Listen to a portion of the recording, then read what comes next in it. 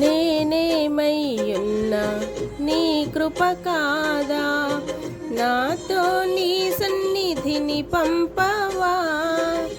ప్రతికూలతలు శృతి మించినను, సంధ్యాకాంతులు నిదురించినను, తొలి వెలుగు నీవై ఉదయించి నాపై నడిపించినది నీవయ్యా.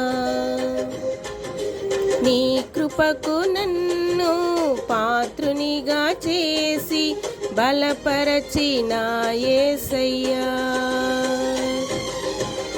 జీవప్రదాతవు నన్ను రూపించిన శిల్పివి నీవే ప్రభు. జీవనయాత్రలో అండగా నిలిచే తండ్రివి నీవే ప్రభు.